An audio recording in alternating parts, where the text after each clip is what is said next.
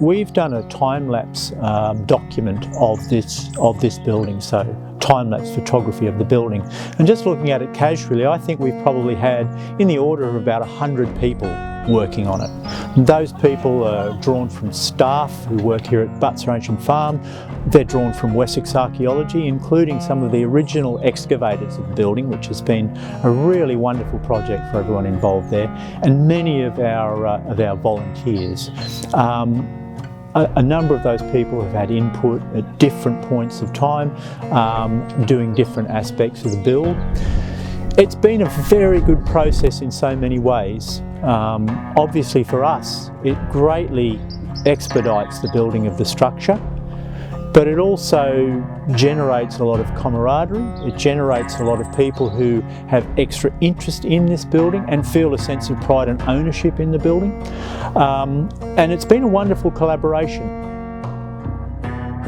So members of the Wessex Archaeology team have been involved at pretty well every stage of this construction, from its design through to the erection. We had a team of, I think, about 8 people come down very early on to do some of the framing.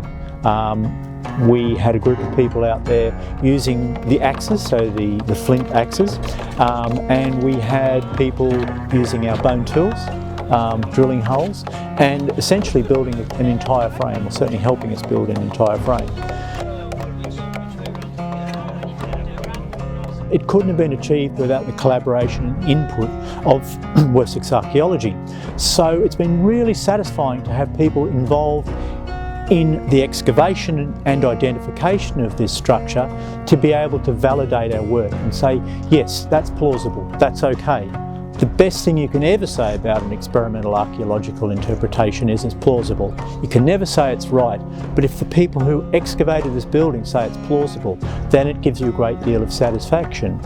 And for those same people, they feel an enormous amount of satisfaction to see their excavation and their theorising realised in a built form, because that's a very rare thing for any archaeologist to experience.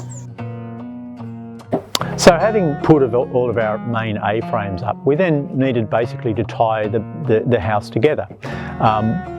We put lateral timber along here, purlins, and at the very top we have a timber called a ridgepole. Those timbers that run along the side and the top of the building are very important in holding the building together. They're doing a lot of structural work. On top of those we can put lighter rafters, which are called common rafters. They're designed really to carry the roof. They're not particularly structural, but the more of these components that go together, the more they tie the building together. And on that note, I mentioned earlier that a roof of this size, so a 7 metre wide by 15 metre long roof, needs to have a tie beam. In the case of an A-frame construction, the tie beam is the ground, and the wall plate is also the ground. So a lot of the forces that this roof is exerting downwards are being carried by the ground, which gives it, once it's all tied together with those other components, once it's located in the ground, it gives it a great deal of strength. And so we're putting the thatch on now. The building is nearing completion. We're going to have a warm, dry, waterproof enclosure. At least we hope. This building is not exactly a rectangle. It's actually what you call a trapezoid. It's wider at one end than it is at the other. So it's about 5 or 5.2 metres wide at one end, down to about 4.5 metres at the other. It's actually a little bit wider in the middle, so it tapers. Now, it has a thatched roof, and as I mentioned earlier, a thatched roof needs a pitch of 45 to 50 degrees, which means we have to maintain that pitch. That pitch needs to be constant all the way down the length of the building. Now, to maintain that constant pitch, the only way to do that where one end of the building is narrower than the other is to make the narrow end of the building lower than the wider end of the building. And what that does is create a profile like that, so a sloping profile in the roof. That we could probably have intuited from looking at the plan of the building. But when you build it, those sorts of features become writ large, they become very obvious. So what we have here is a building with what's called a hogback profile. And those buildings are known particularly from Scandinavia in the Middle Ages, much later than this building. Now, one of the advantages of a hogback ridge is it's stronger than a house like this built with a ridge pole at a constant height. And you find in archaeology all the way through from fairly early on in the European Neolithic, in a period which is often called the linear band ceramic, you find these trapezoidal houses that are wider at one end than the other. It's a really common feature, and you find them all the way down to about 1,000 years ago, or possibly even less. You see some of them in Norway to this day. And this is a feature that strengthens a house. So when you build an experimental construction like that, and you're faced with this evidence that you have this very strong, very distinctive roof profile that is familiar from much more recent buildings, it does lead you to wonder whether that's a feature that is very old and is a design feature. It's not an accident, it was possibly a design feature. Now, I'm not going to say that definitely. You cannot say that that is how it was. You cannot say that Neolithic people invented the hogback ridge profile. But it does lead you to ask the question, and that's almost the point of experimental archaeology. As much as you try to answer questions, you're almost trying to ask them. So it does lead us to ask that question: is this very strong roof profile a result of a design process or a discovery process that occurred 5,500, 6,000 years ago? Was it even earlier than that? Did they realise that this was an excellent roof profile and so kept building that way literally for thousands of years? It's a great thing about experimental archaeology is you're not looking at things on paper, you're looking at things in 3 dimensions at full scale. And I think that gives you potentially a really different insight into the way things are built, the design process, way beyond what they might have looked like. Now, I've mentioned that this roof needs to be strongly built to stand up, and the reason for that is simply its own weight. It's a thatched roof, and thatch needs to be of a certain thickness to be waterproof. You can't just lay 3 reeds on a roof and expect it to repel water. To get the required thickness on a roof of this size, it's taken about 6 to 6.5 tonnes of thatch. The roof itself weighs another 3.5 tonnes or so. So what we have here is a 10-tonne roof, and that 10-tonne roof needs to be supported. So it told us that we needed a very solid structure. In fact, the quantities for the whole building are really very interesting. About 6 to 6.5 tonnes of thatch, about 3.5 tonnes of timber in the roof alone. So a building that probably weighs about 18 tonnes or something along those lines, or probably more. That in itself is fairly impressive, but one of the things that's often missed is how people get those materials. The bindings or the lashings that are used to hold the structural joints and the roofing materials together so far as runs to about 6,500 metres of rope and twine. Now, we might be very wrong in the way that we built this building. We may have used vastly more rope or twine that was used in the original structure, or any original structure. But we do know from archaeology that rope and twine was used to bind things together. We know it from the Bronze Age, we know it from the Neolithic, we know it even from the Mesolithic, from earlier than this period. So we know that rope was used to build things. All of these materials, the thatch, the timber, the rope, the materials all have to be acquired, they have to come from somewhere, and they have to be converted into building materials in some way, shape or form. So there's an enormous amount of material gathering, and there's an enormous amount of planning and an enormous amount of labour that goes into building a building on this scale.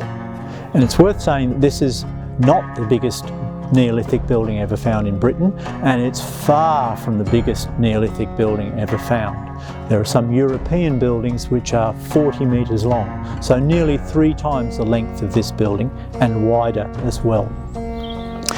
I think very often we think of Stone Age people as being cavemen. Usually leave the women out of these equations for reasons that escape me, but they weren't. They're as sophisticated and as intelligent as we are, and clearly capable of planning and delivery. Just as an exercise, I like to try and calculate how much area it takes to gather certain materials. So our roof here, covered as it is with thatch, I estimate that this took several acres of reed bed just to provide the thatch for one roof. The number of trees that went into building this building is probably in the order of 1 to 200. Some of them big, some of them small. That tells us that there are a lot of materials being used in the Neolithic. That might give us some clues about land use, about population. It almost might give us some clues about the rate at which we were denuding the landscape from quite earlier on. There is some evidence that the trees in the Neolithic were larger than the trees in the Bronze Age. The suggestion being that they were felling so many trees in the Neolithic, the earlier period, up to about 4,500 years ago in Britain. They were felling so many trees that by the Bronze Age, which is the period that came immediately after, they may have been using regrowth. Now that's far from definite, and it's only one paper that I've read on it, but it is plausible. When you look at the scale of this house and then multiply that out through the entire population of Britain, you realise that they were using a considerable amount of material just to build their houses.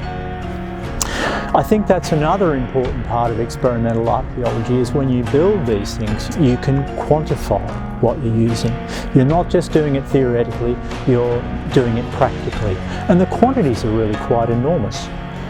Another thing that's important about this, I think, is that when you stand in a building of this scale, and most people are very impressed by it, you realise that Neolithic people are just as capable and just as ambitious as we are. So there are so many things which you learn from this building which are not purely academic, but which connect us to human beings, to people who we would recognise completely as being human beings. But they're long dead. They're dead 5,500 years, and yet a structure like this, the making of it and the visualising of it, the actuality of it, for me, connects us with a past which is otherwise almost utterly lost. So yeah, experimental archaeology is at least as much about questions as it is about answers.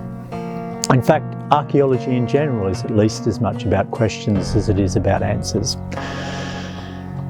Accidental discoveries or accidental observations are very much a part of that. And one of the profound ones, perhaps, which occurred to me was when we were at the earlier phases of the building, actually with the Wessex archaeology team when they were here, chopping wood. Using the flint axes on our Scots pine poles generates a percussive sound, very much like a kind of out-of-rhythm percussion band. It's a really, really distinctive sound, and it's one that I realised at the time must have echoed down for millennia. It's the same sound that must have been made in the forests of the Neolithic, and possibly even earlier. And that's a wonderful personal contact. So it's a wonderful thing for me. I found it fascinating, but I think it might have archaeological potential, research potential, beyond just being a bit of fun. It leads naturally to questions about how sounds were used and experienced in the Neolithic. There's a branch of archaeology called archaeoacoustics, or also known as acoustics archaeology, which researches exactly that. So it leads me to ask the question, is the origin of music people cutting wood, people making stone tools, people making wooden tools? Are those sounds that are made incidentally out of the production of things, do they become music? I don't know. It's a very interesting area of research. But also experimentally, it might allow us to design research experiments, again, that ask questions about the ways and the places in which people do things. One of those might be, for example, making flint tools. Now, we know a lot about where flint tools were made in the Stone Age because you find material on the ground. It's called debitage, which is where, in the case of flint tools, which is where flint was knapped, the process by which we use a stone or antler to shape a flint tool. These basically scatters of flint tell us where flint tools were produced. The obvious place to produce a flint tool is where flint is mined, but that's not always the case. Sometimes the flint tools were made in places away from the mining of flint. Now, there's a whole lot of reasons why that might happen. We know that we build houses away from DIY stores. Logically, you would build all your houses at the source of the material, but we don't do that. So there are a lot of reasons why we might find evidence of flint tool making away from the supply of flint. But one possibility is that people were using the production of flint to create an interesting soundscape in certain locations. Again, I can't say that. I don't even know that it's likely. But experimental archaeology might lead us into an avenue where we test that out as a theory. Again, it's one of those fascinating questions that comes kind of accidentally and unexpectedly out of experimental archaeology. Working at Butser Ancient Farm is, I'll use a word that's very hackneyed and overused, is unique, but it would be very difficult to imagine another place quite like this anywhere. It satisfies my intellectual curiosity. Obviously, I love archaeology and I'm fascinated by archaeology, so I get to work in it every day. I get to make things as well, which is another thing that I really enjoy. So being able to use archaeology as a vehicle for manufacturing something is absolutely fantastic. But there's a lot more to Butser than simply intellectual curiosity and making buildings. It has a community where I suppose a group of people, about 40 people who are on staff in various capacities, most on staff as casual educational workers, but we all share a passion for the place. So we've created our own community here, I guess, where, like a lot of workers in a lot of areas, we share a few jokes, but we do it in a very unusual environment, which adds to that whole sense of community bonding.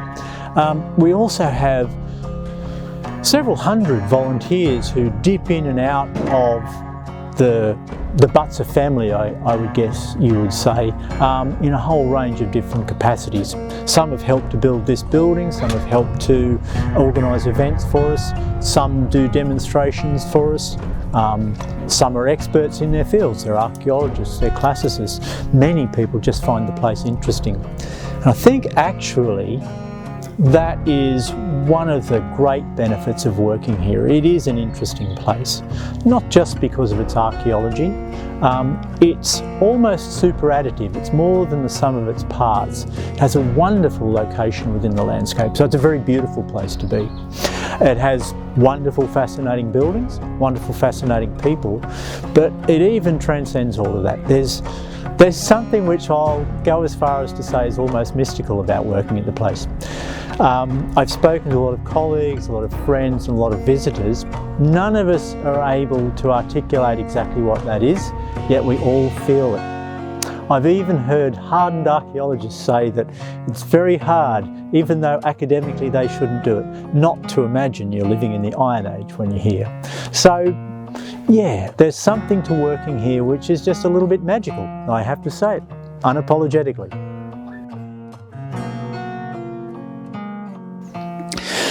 There is, I think, and maybe this is a little bit romantic, but there is a resonance as well between that community, if you like, that we've established around this house and another plausible idea about how it was built, and that is the idea that it may have been a community project. So if we are right in thinking that the Neolithic society consisted of probably small family and extended family groups in many cases, living in a rural rather than urban setting, that then suggests to us the probability that a house like this one would have been built by a fairly restricted community group, possibly calling on friends, family and associates from a fairly restricted radius. So it's nice to think that maybe we see an echo of an original building project in the way it's done here by calling on and even forming our own community around this construction.